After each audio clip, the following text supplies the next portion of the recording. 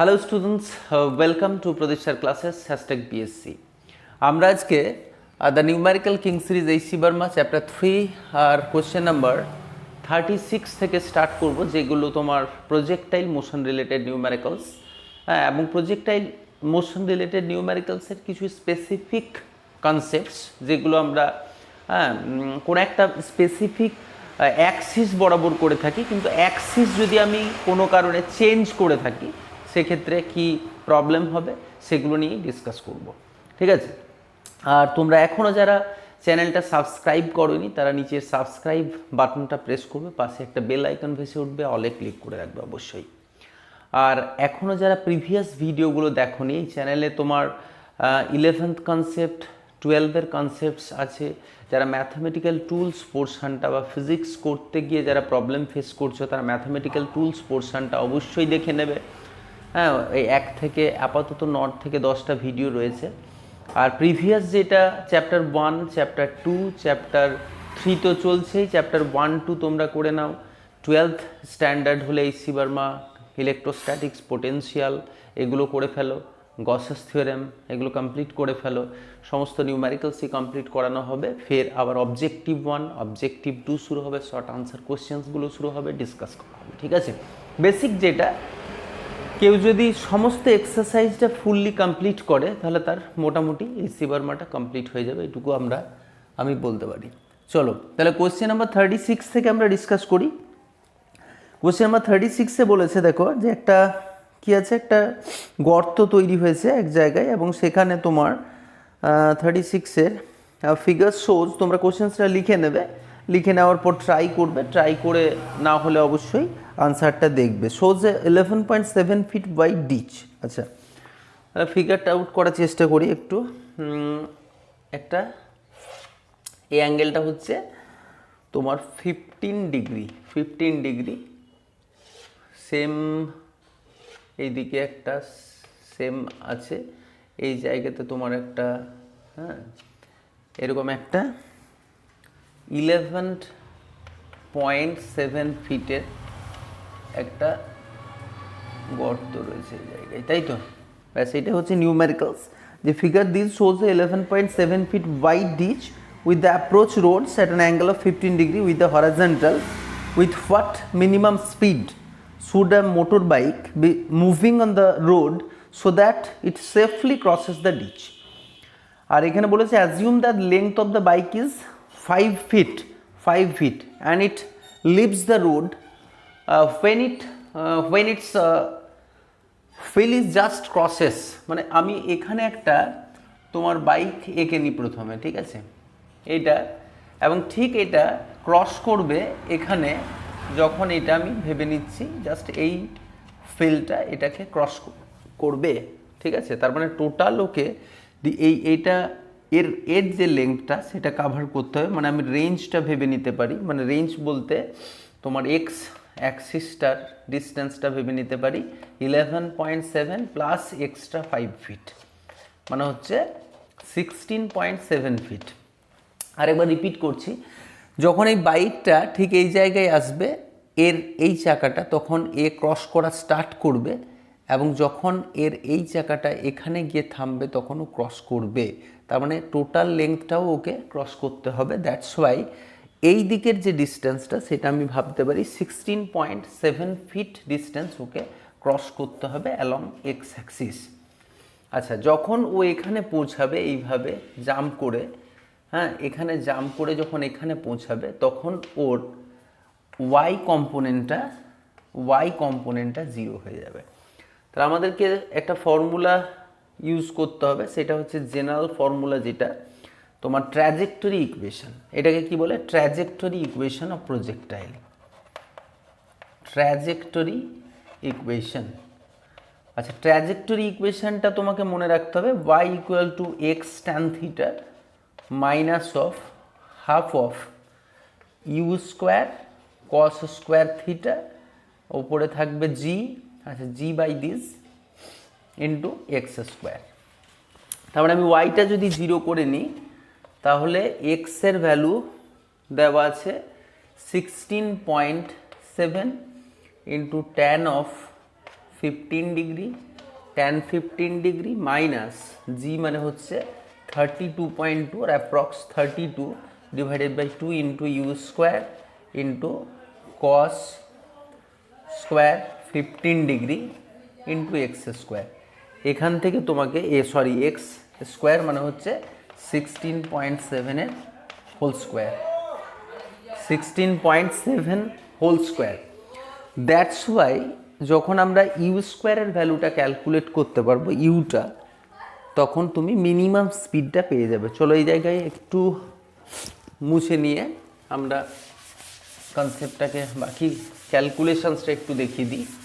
ক্যালকুলেশনে তাহলে কি থাকলো, এক্স স্কোয়ার মানে এটা একটা, এটা এইদিকে আমি যদি নিয়ে আসি তার মানে হচ্ছে 16.7 into tan 15 degree and this is equal to 32.2 by 2 u square cos square 15 degree into 16.7 whole square, 16.7 whole square মানে একটা কেটে দিয়ে এটা, তার মানে ইউ স্কোয়ার ইকুয়াল টু এসে যাবে u square equal to 32.2 into 16.7 ওপরে থাকলো বাই 2 ইন্টু, দেখো ট্যান মানে হচ্ছে সাইন বাই কস, তার মানে sine theta by sine 15 degree by cos 15 degree into cos square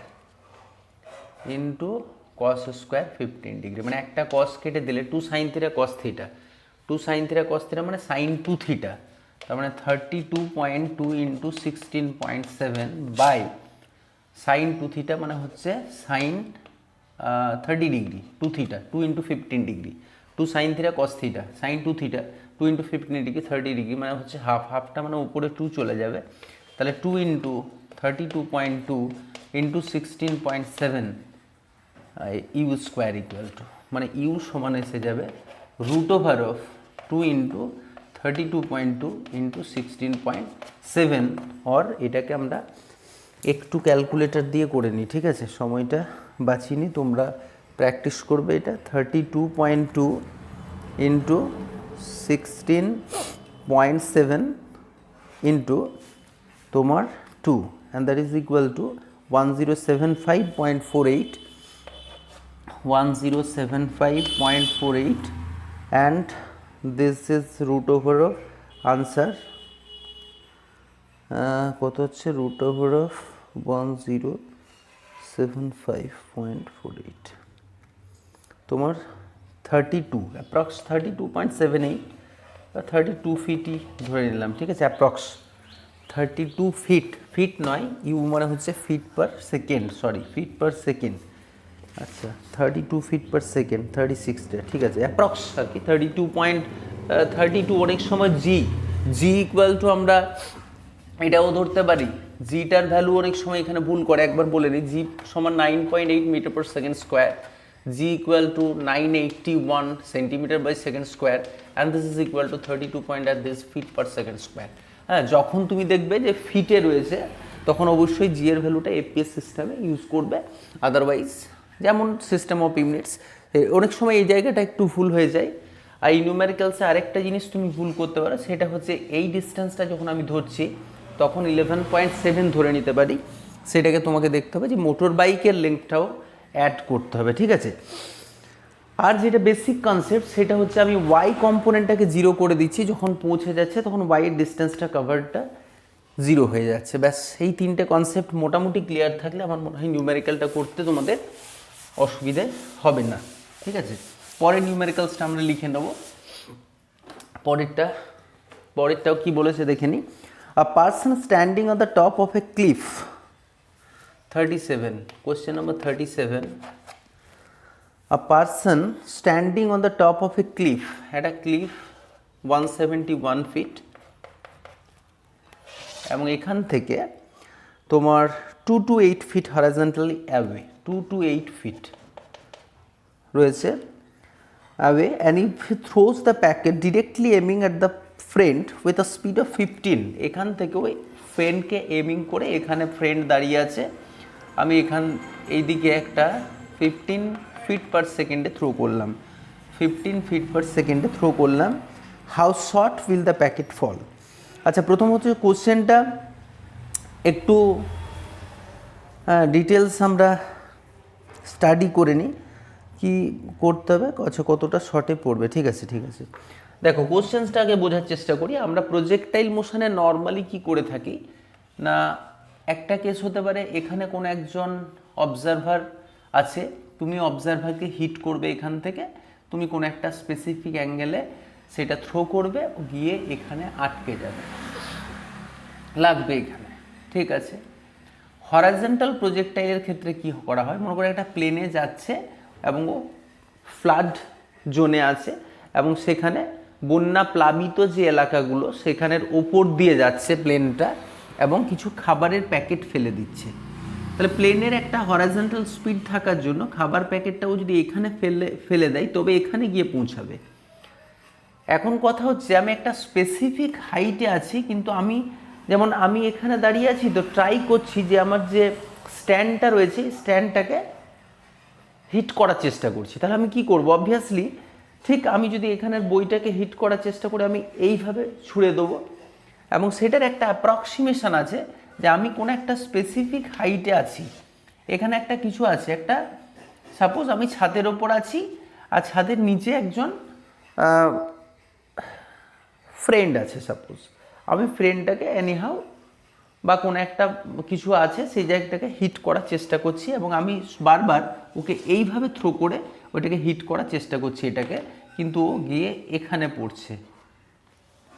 তাহলে কতটা শর্ট ডিস্টেন্স, মানে এখান থেকে এই ডিস্টেন্সটা কতটা দূরে গিয়ে পড়লো বা কতটা ডিস্টেন্স শর্টে গিয়ে পড়ছে, আমার ভুলটা কতটা জায়গা হচ্ছে, এতটা জায়গা আমি ভুল ভাবছি, মানে ওইটাকে হিট করার চেষ্টা করছি, জিনিসটা একটু কাছে গিয়ে পড়ছে। তোমরা ছাদে গিয়ে বা হাইট থেকে কোনো জিনিসকে এইভাবে নিচের দিকে থ্রো করে ওইটাকে হিট করার চেষ্টা করলে নিউমেরিক্যালসটার কনসেপ্টটা ক্লিয়ার হয়ে যাবে। তার মানে এখান থেকে ওইটা এসে এরকম জায়গাতে হিট করলো, তার মানে 228 যেটা 228 ফিট দূরে কোনো একটি অবজেক্টকে আমি একটা স্পেসিফিক জায়গায় 171 ফিট ওপরে 171 ফিট ওপর থেকে হিট করতে পারছি না।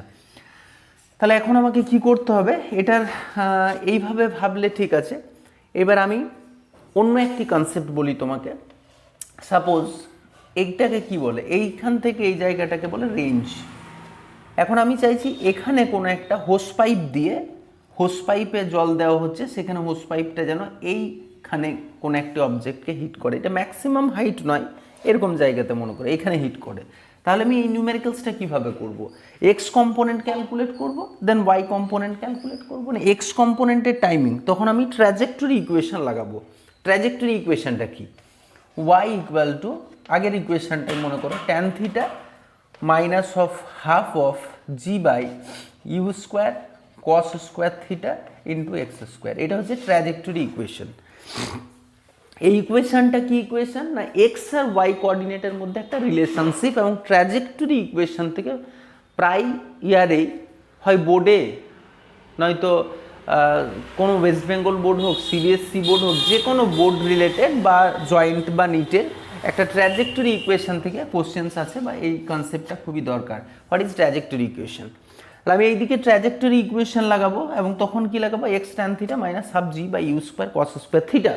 এখন কথা হচ্ছে যে এই ট্র্যাজেক্টরি ইকুয়েশনটাকে আমি যদি কোঅর্ডিনেটের এইটাকে আমি রেফারেন্স ফ্রেম না ধরে রেফারেন্স ফ্রেমটাকে যদি এই দিক থেকে ধরি, এই দিক থেকে, তাহলে কি হবে, এই দিক থেকে রেফারেন্স ফ্রেম যদি কনসিডার করি তাহলে এইটা হয়ে গেল থিটা আমার, মানে আমি এত অ্যাঙ্গেলে থ্রো করেছি 15 ডিগ্রি এইদিকে, তখন ও গিয়ে এখানে হিট করলো, মানে এই দিকটা আমার হয়ে গেল হাইটের রেসপেক্টিভ যদি ধরে নিই, তখন এই ইকুয়েশনটা কি হয়ে যাবে, তখন ট্যান থিটাটাকে আমরা কি কনসিডার করবো, নেগেটিভ, ওয়াইটাকে কি করব, সব অ্যাঙ্গেলগুলো চেঞ্জ করে দেবো, অ্যাঙ্গেল এবং পজিশনস অফ ওয়াই।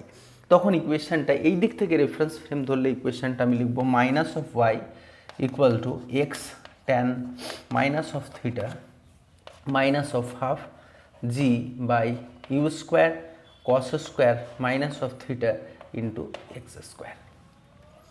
মানে এই ইকুয়েশনটাকে জাস্ট এইটা যদি আমি চেঞ্জ করে দিই তাহলে minus 171 equal to x into tan theta, tan theta কত, এখান থেকে আমি এটা যদি থিটা ধরে নিই, এই জায়গাটা থিটা হলে এটা থিটা হচ্ছে, তার মানে ট্যান থিটা ইকুয়াল টু হয়ে যাচ্ছে tan theta পারপেন্ডিকুলার 171/228, তার মানে থিটা হয়ে যাচ্ছে tan ইনভার্স 171/228। এটা ক্যালকুলেটর দিয়ে আমি করে নিই, তার মানে এটা হচ্ছে তোমার 171 divided by 228 and this is equal to 0.75 tan inverse of answer this is equal to 37 degree, this is equal to 37 degree, তার মানে এটাকে আমি -37 ডিগ্রি লিখব, -37 degree minus of half g মানে কত বসাবো 32 বাই ইউ স্কোয়ার কত 15 square u square into cos square -37 degree. ব্যাস এখান থেকে একটা কি পাচ্ছি দেখো ইকুয়েশনস আমরা পেয়ে যাব। সাপোজ এই ভ্যালুটা আমরা ক্যালকুলেট করে নিই, এই ভ্যালুটা ক্যালকুলেট করে নিই এবং এই ভ্যালুগুলো ক্যালকুলেট করলে একটা ইকুয়েশন আমি পেয়ে যাচ্ছি এখানে। সেই ইকুয়েশনটা হচ্ছে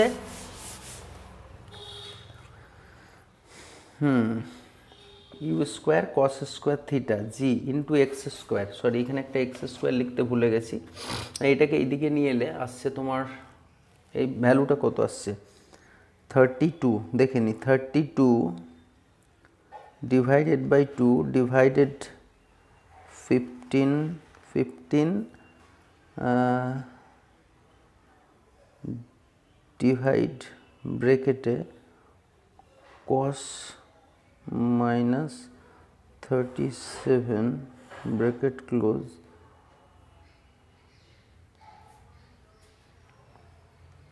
square এটা আসছে তোমার 0.11112 এইরকম এই পোর্শনটা ইন্টু এক্স স্কোয়ার মাইনাস এটা মাইনাস অফ দিস, তার মানে plus tan 37 minus tan 37, so tan minus of 37 bracket close equal to 0.75 into x minus of 171, this is equal to 0, or x equal to minus of b plus of root over of b square minus 4ac by 2a। আচ্ছা কোথায় কি বসাতে হবে বলে দিই, এটা B, এটা এ, এটা সি, এটা হচ্ছে এ বি সি, তোমরা এই ভ্যালুটা ক্যালকুলেট করো, ব্যাস এক্সটা এসে যাবে। ঠিক আছে, এই ক্যালকুলেশনটা আশা করি করতে পারবে, শ্রীধর আচার্য লাগিয়ে দিলেই হয়ে যাচ্ছে 192, মানে যেটা আসবে সেটা তোমার এই ক্যালকুলেশনটা করলে যেটা আসবে সেটা তোমার কোনটা পাচ্ছি আমি, তাহলে এখান থেকে এটা থ্রো করার কথা এখানে, এটা যদি আমার এত ফিট হয় এই জায়গাটা আমি পেয়ে যাচ্ছি, সরি এই জায়গাটা পেয়ে যাচ্ছি এখান থেকে এতটা। ঠিক আছে, তার মানে বাকি এটা থেকে মাইনাস করলে তুমি আনসার পাবে। এই আনসারটা this is equal two suppose answer যেটা আসবে, তার মানে আনসার হচ্ছে 228 minus answer this equal to আসবে 192 ফিট। তোমরা করে নিতে পারবে, এটা পারবে করে নিতে। ঠিক আছে, চলো এইভাবে আমরা নিউমেরিক্যালসগুলো করতে থাকি। নেক্সট আমরা শুরু করব পরের দিন 36, 7, এই দুটো কম্পারেটিভলি একটু টাফ বলতে ইন দ্য সেন্স কনসেপ্টের প্রবলেম হলেই করতে পারবে না। এরপর আমরা 38, 39, 40, 41, 42 এগুলো সবই প্রজেক্টাইল রিলেটেড। হ্যাঁ, এরপরে আসবে তোমার রিভার বোট প্রবলেম, মানে তোমার রিলেটিভ ভেলোসিটি রিলেটেড সবগুলোই। তো আমরা প্রজেক্টাইলটা আজকালকের মধ্যে অবশ্যই শেষ করে ফেলবো। হ্যাঁ, তারপর আমরা বাকিটা করব। তোমরাও ওরকম 2, 4, 5, 10টা করে পার ডে নিউমেরিক্যালস করতে থাকো, আশা করি ক্লিয়ার হবে। আর অবশ্যই চ্যানেলটাকে লাইক করবে, চ্যানেল তোমাদের লাইক অত্যন্ত জরুরি। Thank you.